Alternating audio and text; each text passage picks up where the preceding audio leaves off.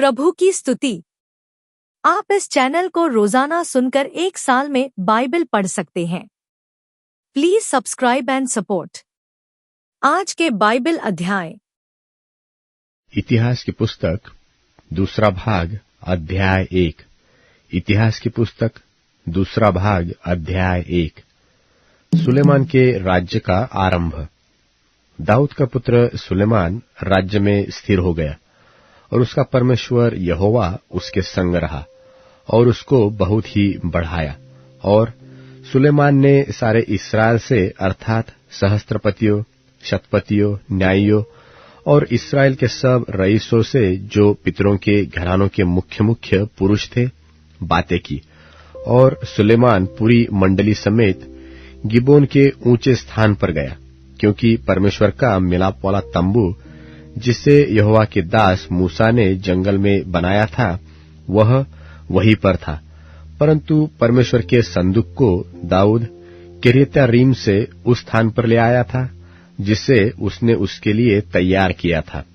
उसने तो उसके लिए यरूशलेम में एक तंबू खड़ा कराया था और पीतल की जो वेदी ऊरी के पुत्र बसलेल ने, जो हूर का पोता था, बनाई थी, वह गिबोन में यहोवा के निवास के सामने थी।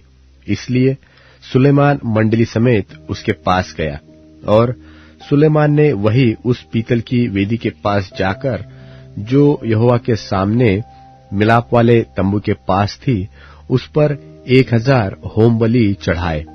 उसी दिन रात को परमेश्वर ने सुलेमान को दर्शन देकर उससे कहा, जो कुछ तू चाहे कि मैं तुझे दूं वह मांग। सुलेमान ने परमेश्वर से कहा, तू मेरे पिता दाऊद पर बड़ी करुणा करता रहा और मुझको उसके स्थान पर राजा बनाया है। अब हे यहोवा परमेश्वर, जो वचन तूने मेरे पिता दाऊद को दिया था वह पूरा हो। तूने तो मुझे ऐसी प्रजा का राजा बनाया है जो भूमि की धूलि के किनकों के समान बहुत है। अब मुझे ऐसी बुद्धि और ज्ञान दे कि मैं इस प्रजा के सामने अंदर बाहर आना जाना कर सकूं, क्योंकि कौन ऐसा है कि तेरी इतनी बड़ी प्रजा का न्याय कर सके। परमेश्वर ने सुलेमान से कहा, तेरी जो ऐसी ही मनसा हुई, अर्थात तूने न तो धन संपत्ति मांगी और न ऐश्वर्य और न अपने बैरियों का प्राण और न अपनी दीर्घायु मांगी, केवल बुद्धि और ज्ञान का वरदान मांगा है, जिससे तू मेरी प्रजा का, जिसके ऊपर मैंने तुझे राजा नियुक्त किया है, न्याय कर सके। इस कारण बुद्धि और ज्ञान तुझे दिया जाता है और मैं तुझे इतना धन संपत्ति और ऐश्वर्य दूंगा जितना न तो तुझसे पहले किसी राजा को मिला और न तेरे बाद किसी राजा को मिलेगा। तब सुलेमान गिबोन के ऊंचे स्थान से, अर्थात मिलाप वाले तंबू के सामने से यरूशलेम को आया और वहां इस्राएल पर राज्य करने लगा। फिर सुलेमान ने रथ और सवार इकट्ठे कर लिए और उसके 1400 रथ और 12,000 सवार थे और उनको उसने रथों के नगरों में और यरूशलेम में राजा के पास ठहरा रखा।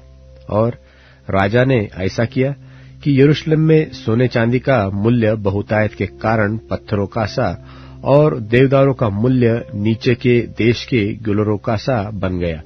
और जो घोड़े सुलेमान रखता था वे मिस्र से आते थे और राजा के व्यापारी उन्हें झुंड के झुंड ठहराए हुए दाम पर लिया करते थे। एक रथ तो 600 शेकेल चांदी पर और एक घोड़ा 150 शेकेल पर मिस्र से आता था। और इसी दाम पर वे हित्तियों के सब राजाओं और अराम के राजाओं के लिए उन्हीं के द्वारा लाया करते थे। इतिहास की पुस्तक दूसरा भाग अध्याय 2। इतिहास की पुस्तक दूसरा भाग अध्याय 2। मंदिर का बनाना। और सुलेमान ने यहोवा के नाम का एक भवन और अपना राजभवन बनाने का विचार किया।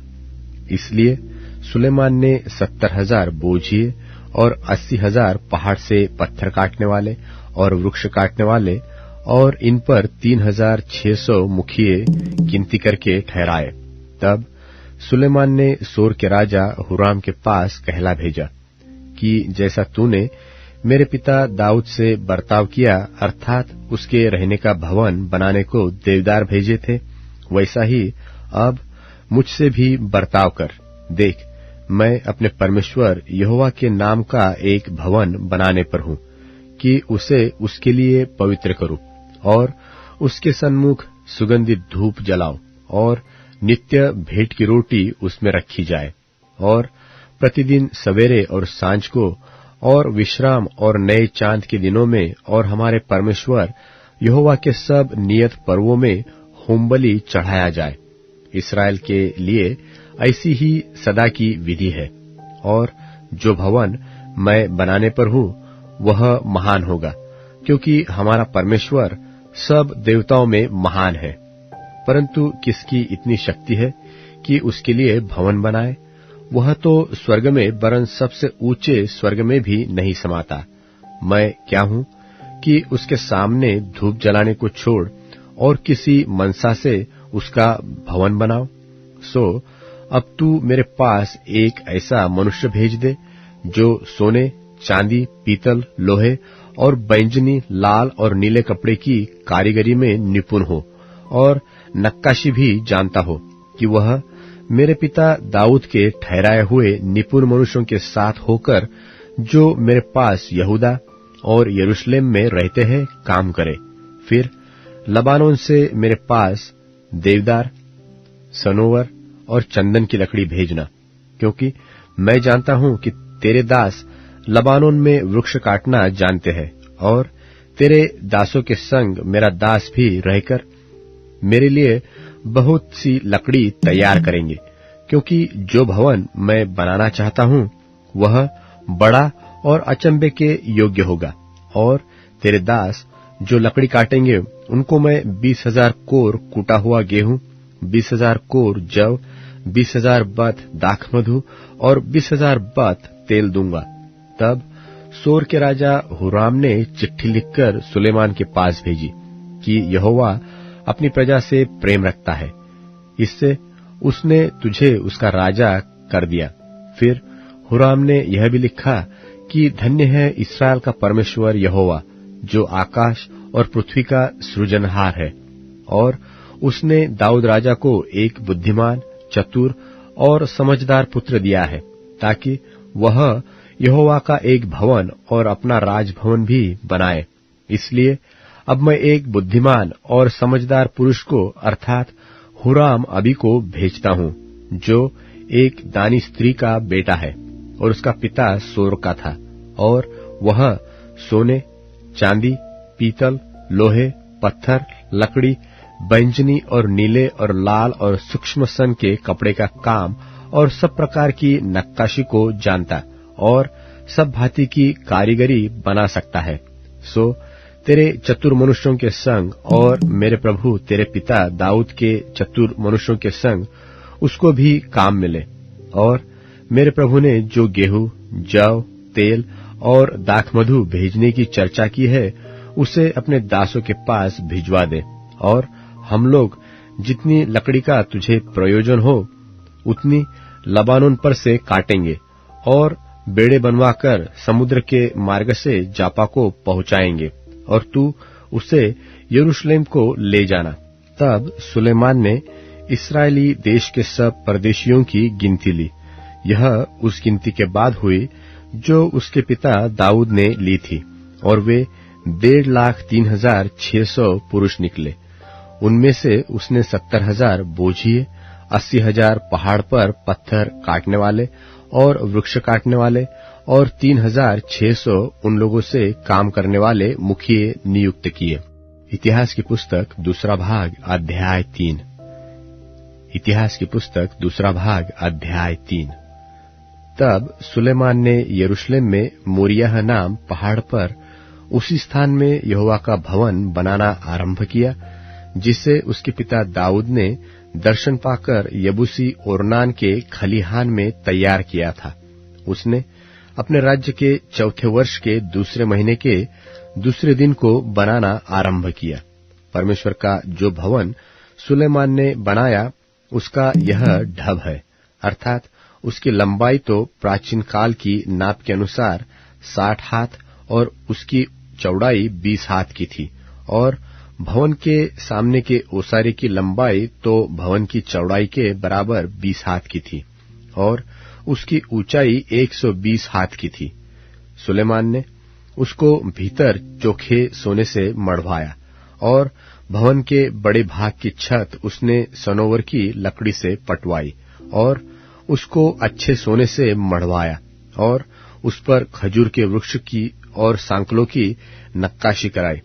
फिर शोभा देने के लिए उसने भवन में मणि जड़वाए, और यह सोना परवैम का था। और उसने भवन को अर्थात उसकी कड़ियों, देवड़ियों, भीतों और किवाड़ों को सोने से मढ़वाया, और भीतों पर करूब खुदवाए। फिर उसने भवन के परम पवित्र स्थान को बनाया। उसकी लंबाई तो भवन की चौड़ाई के बराबर 20 हाथ की थी, और उसकी चौड़ाई 20 हाथ की थी, और उसने उसे 600 किक्कार चोखे सोने से मढ़वाया, और सोने की किलो का तौल 50 शेकेल था, और उसने अटारियों को भी सोने से मढ़वाया। फिर भवन के परम पवित्र स्थान में उसने नक्काशी के काम के 2 करूब बनवाए, और वे सोने से मढ़वाए गए। करूबों के पंख तो सब मिलकर 20 हाथ लंबे थे, अर्थात एक करूब का एक पंख 5 हाथ का और भवन की भीत तक पहुंचा हुआ था, और उसका दूसरा पंख 5 हाथ का था और दूसरे करूब के पंख से मिला हुआ था, और दूसरे करूब का भी एक पंख 5 हाथ का था और भवन की दूसरी भीत तक पहुंचा हुआ था, और दूसरा पंख 5 हाथ का और पहले करूब के पंख से सटा हुआ था। इन करूबों के पंख 20 हाथ फैले हुए थे, और वे अपने अपने पांवों के बल खड़े थे, और अपना अपना मुंह भीतर की ओर किए हुए थे। फिर उसने बीच वाले पर्दे को नीले, बैंजनी और लाल रंग के सन के कपड़े का बनवाया, और उस पर करूब कढ़वाए। और भवन के सामने उसने 35-35 हाथ ऊंचे 2 खंबे बनवाए, और जो कंगनी एक एक के ऊपर थी वह 5-5 हाथ की थी। फिर उसने भीतरी कोठरी में सांकले बनवाकर खंभों के ऊपर लगाई, और 100 अनार भी बनाकर सांकलों पर लटकाए। उसने इस खंभों को मंदिर के सामने एक तो उसकी दाहिनी और दूसरा बाई ओर खड़ा कराया, और दाहिने खंभे का नाम याकीन और बाएं खंभे का नाम बोअज रखा। लूका रचित सुसमाचार 10वां अध्याय। और इन बातों के बाद प्रभु ने 70 और मनुष्य नियुक्त किए, और जिस जिस नगर और जगह को वह आप जाने पर था, वहां उन्हें 2-2 करके अपने आगे भेजा। और उसने उनसे कहा, पक्के खेत बहुत हैं, परंतु मजदूर थोड़े हैं। इसलिए खेत के स्वामी से विनती करो कि वह अपने खेत काटने को मजदूर भेज दे। जाओ, देखो मैं तुम्हें भेड़ों की नाई भेड़ियों के बीच में भेजता हूं। इसलिए न बटुआ, न झोली, न जूते लो, और न मार्ग में किसी को नमस्कार करो। जिस किसी घर में जाओ, पहले कहो कि इस घर पर कल्याण हो।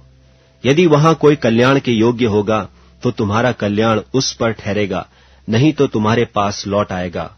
उसी घर में रहो, और जो कुछ उनसे मिले वही खाओ पियो, क्योंकि मजदूर को अपनी मजदूरी मिलनी चाहिए। घर घर ना फिरना। और जिस नगर में जाओ और वहां के लोग तुम्हें उतारें, तो जो कुछ तुम्हारे सामने रखा जाए वही खाओ। वहां के बीमारों को चंगा करो, और उनसे कहो कि परमेश्वर का राज्य तुम्हारे निकट आ पहुंचा है। परंतु जिस नगर में जाओ और वहां के लोग तुम्हें ग्रहण न करें, तो उसके बाजारों में जाकर कहो कि तुम्हारे नगर की धूल भी जो हमारे पांवों में लगी है, हम तुम्हारे सामने झाड़ देते हैं। तो भी यह जान लो कि परमेश्वर का राज्य तुम्हारे निकट आ पहुंचा है। मैं तुमसे कहता हूं कि उस दिन उस नगर की दशा से सदोम की दशा सहने योग्य होगी।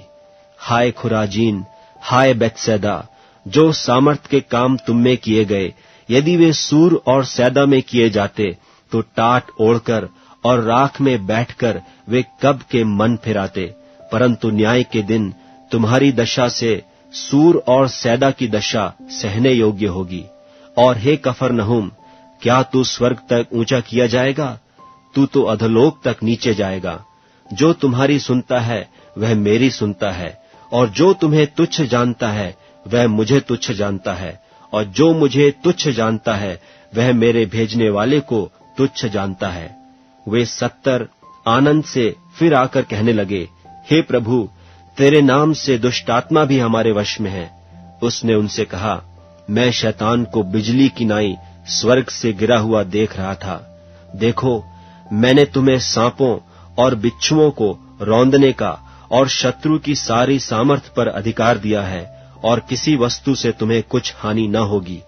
तो भी इससे आनंदित मत हो कि आत्मा तुम्हारे वश में है, परंतु इससे आनंदित हो कि तुम्हारे नाम स्वर्ग पर लिखे हैं।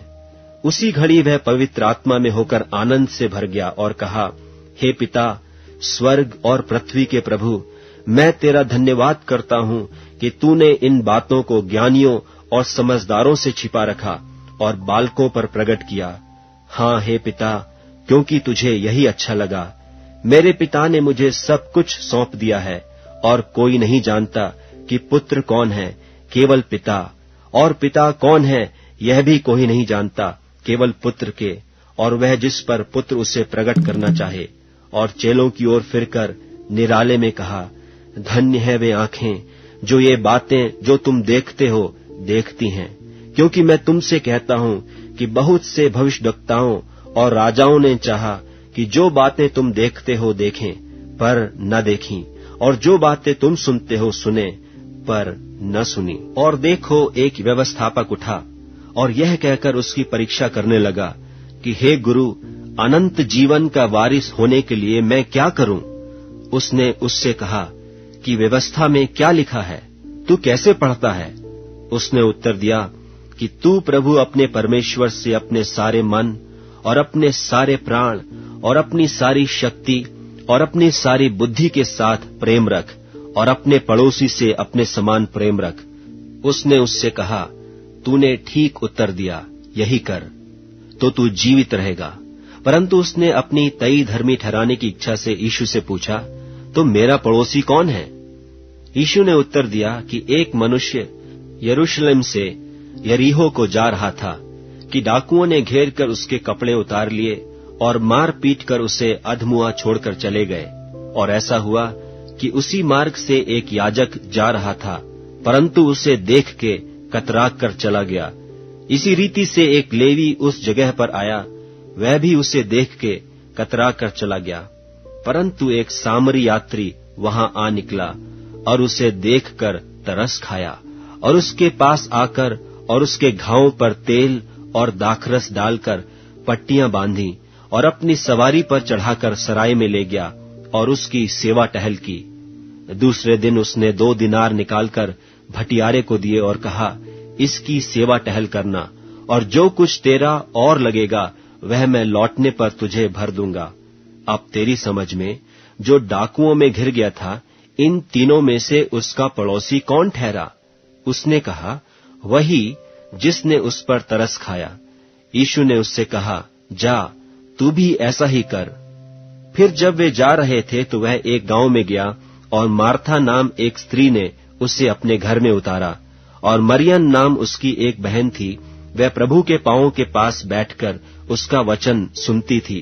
पर मार्था सेवा करते करते घबरा गई और उसके पास आकर कहने लगी, हे प्रभु, क्या तुझे कुछ भी सोच नहीं कि मेरी बहन ने मुझे सेवा करने के लिए अकेली ही छोड़ दिया है? सो उससे कह कि मेरी सहायता करे।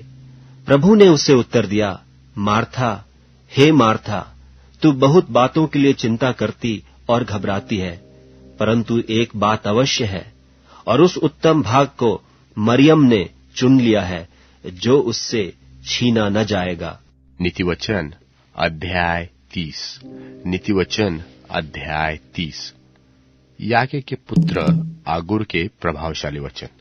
उस पुरुष ने इतिएल और उक्काल से यह कहा कि निश्चय मैं पशु सरीखा हूं, वरन मनुष्य कहलाने के योग्य भी नहीं, और मनुष्य की समझ मुझ में नहीं है, और न मैंने बुद्धि प्राप्त की है, और न परम पवित्र का ज्ञान मुझे मिलता है। कौन स्वर्ग में चढ़कर फिर उतर आया? किसने वायु को अपनी मुट्ठी में बटोर रखा है? किसने महासागर को अपने वस्त्र में बांध लिया है? किसने पृथ्वी के सीमाओं को ठहराया है? उसका नाम क्या है और उसके पुत्र का नाम क्या है? यदि तू जानता हो तो बता। परमेश्वर का एक एक वचन ताया हुआ है, वह अपने शरणागतों की ढाल ठहरता है। उसके वचनों में कुछ मत बढ़ाना, ऐसा न हो कि वह तुझे डांटे और तू झूठा ठहरे। मैंने तुझसे 2 वर मांगे हैं, इसलिए मेरे मरने से पहले उन्हें मुझे देने से मुंह न मोड़, अर्थात व्यर्थ और झूठी बात मुझसे दूर रख। मुझे न तो निर्धन कर और न धनी बना, प्रतिदिन की रोटी मुझे खिलाया कर। ऐसा न हो कि जब मेरा पेट भर जाए तब मैं इनकार करके कहूं कि परमेश्वर यहोवा कौन है, व अपना भाग खोकर चोरी करूं और अपने परमेश्वर का नाम अनुचित रीति से लूं। किसी दास की उसके स्वामी से चुगली न करना, ऐसा न हो कि वह तुझे शाप दे और तू दोषी ठहराया जाए। ऐसे लोग हैं जो अपने पिता को शाप देते हैं और अपनी माता को धन्य नहीं कहते। ऐसे लोग हैं जो अपनी दृष्टि में शुद्ध है, परंतु तो भी उनका मैल धोया नहीं गया।